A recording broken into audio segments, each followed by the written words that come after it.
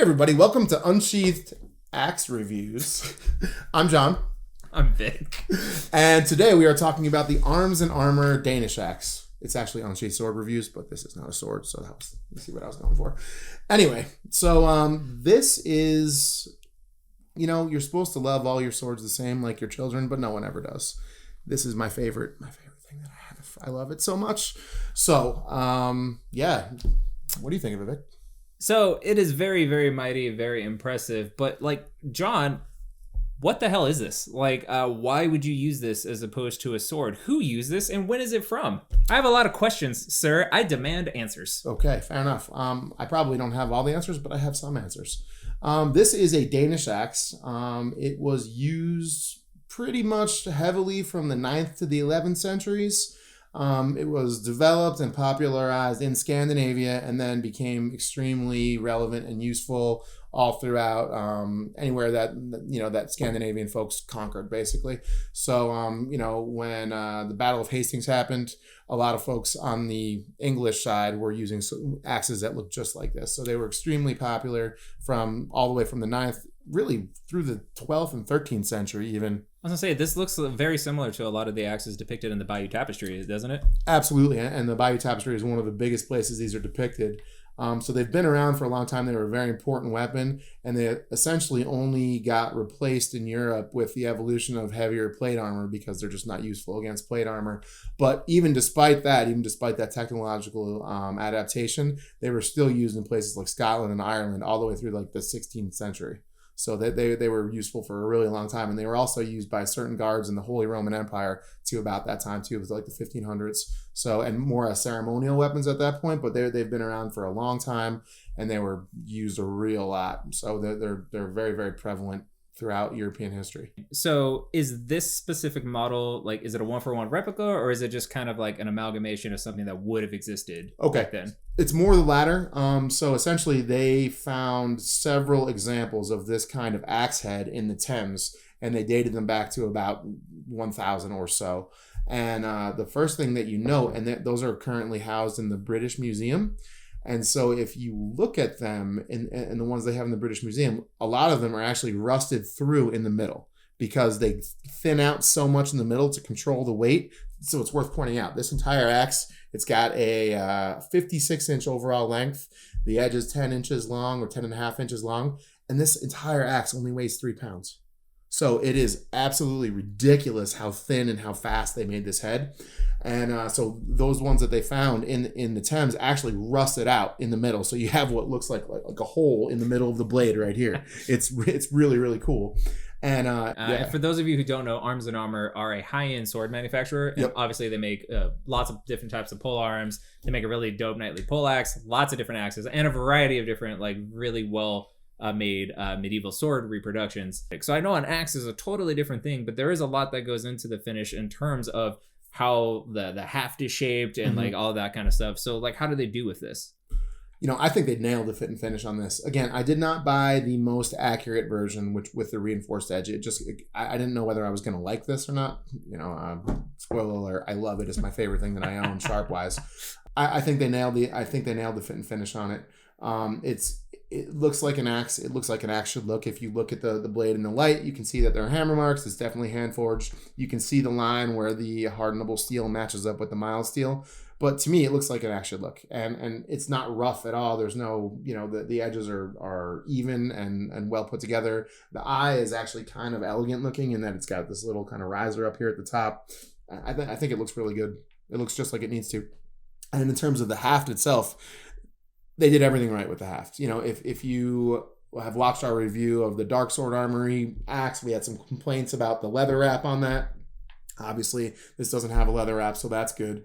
But it's very nicely oval for indexing, which works really well. It's smooth, so when you just transfer your hands and slide your hands, there's no splinters or anything like that. I think the fit and finish, they nailed it. What was your take on it? I agree.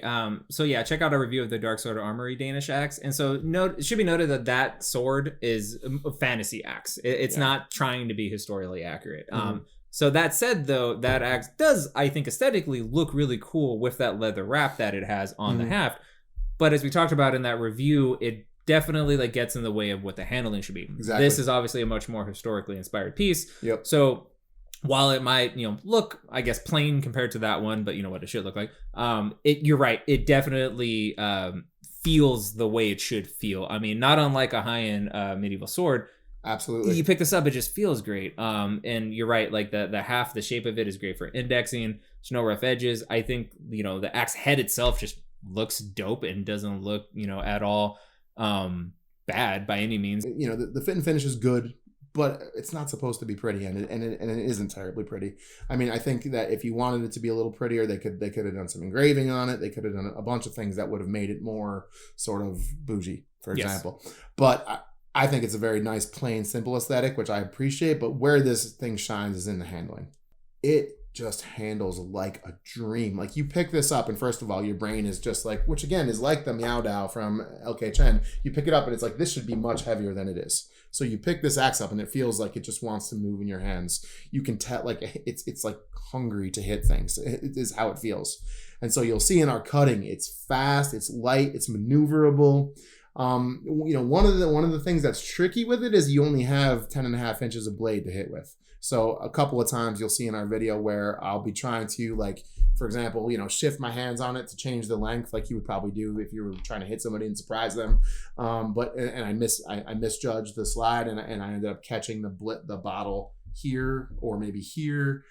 So that happened a couple of times, but besides that, I mean, it just really wants to move in your hands. What do you think of it, Vic? Basically going to echo what you said. It's insane to pick up and move around. And while we are not, sword handling experts, we're really not axe handling experts. So perhaps even less. Yeah. But again, this is a great example of, you could tell the difference between like a budget level item that, isn't very historically inspired versus something that's built to be like the original, because you pick something like this up, and you can kind of feel what it wants to do. Absolutely. And you could feel how this wants to move. And like, even just like as we were setting up water bottles, I was just playing around and one-handed, just twirling it around, because like, it's so light. It's crazy. Yeah. It's super fun to cut with. The thing that's really fun with it too is like, you could change kind of like your grip on the haft and change the distance, which will throw you off if you've been used to cutting a certain way. But you could pull off super clean cuts the way you could with a really good cutting sword. Mm-hmm. And additionally, another thing that's, I think, probably underrated about it is, if you notice, the top edge of the tip comes out pretty sharply. This is pretty nasty in the thrust too. Like, I mean, so in general, it's kind of funny. Like, a lot of people, like, I bat in baseball right-handed, but I play hockey left-handed. So like, when I'm doing really firm, hard cuts, I like to hold it right-handed. But when I'm like thrusting with it, I swear, if you hold it left-handed, it's like a spear. I mean, you can literally like pick the center of a bottle and pop it, and it sinks all the way up to here, like into the bottle. It's absolutely really good in the thrust also. So yeah, this is just it's just nasty. And not unlike a spear, it could be very deceiving if you're actually going to engage with somebody, and that you could hold it in a grip to where you're not showing the true length of it, and just slide it out so fast and having a crazy amount of reach that the other person is not expecting. Not that we advocate that at all. I'm talking about that pesky water bottle. Exactly. But yeah, I can't get over how fun this is. And we mentioned that the overall look of it isn't bougie or elegant or anything like that. But if, like us, you're primarily sword collectors, just the fact that it's something completely different and imposing makes it pop. It makes it like a centerpiece of your collection almost, right? I agree with that, definitely. Like you said, particularly if you mostly have swords. And I would argue that it actually is elegant. I think it is elegant. I don't think that it's very bougie at all, but I think there is a simple elegance to it. It's sort of Spartan in its design. I think it's like form follows function. It is absolutely the embodiment of form follows function, and it does that probably better than anything else that I own. So I'm really impressed with it. I can't recommend it enough, and I will definitely buy more arms and armor axes. I will get one of these with a reinforced edge. I'll probably get the Irish axe that they have. They have a great Hungarian axe I want to check out. They just have a lot of really, really cool stuff. So yeah, I can't recommend it enough. Did we mention price on this? The price is $370. $370. So for that money, obviously worth it then. Yeah. Say. 1,000% worth it. 100%. And like, again, you can get, that's a high end budget level sword or low end mid range sword, by the time you get it shipped and everything. And I think this is every bit as much fun as any of those that you would buy.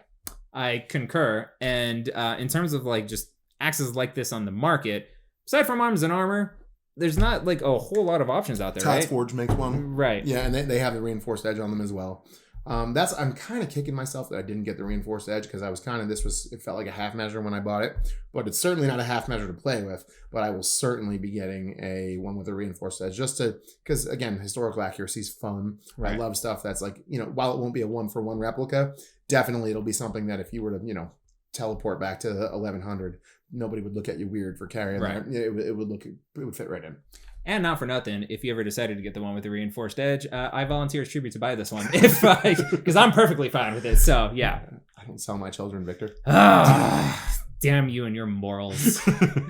But yeah, okay. I absolutely love this. I think it's super fun. I definitely also at $370 recommend. Scott really liked it as well. He had a good time swinging it around, having fun. He likes kind of the fantasy look of his a lot more, and just biased because that's his axe. He likes the Dark Sword Armory one. But if you want a really cool fantasy looking one, check out our review of that, and that's a cool option. About the same price point. Want some more historical accuracy and something that handles honestly better, this is probably the way to go. So for sure. All right, I got nothing else. What do you got?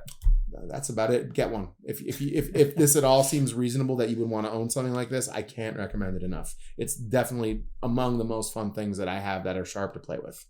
I would like to second that statement, and I'll also throw in, hey, if you enjoyed this video, be sure to like and subscribe. Thank you for joining us on this episode of Unsheathed Sword Reviews. Stick around. We have more videos coming really soon. Peace.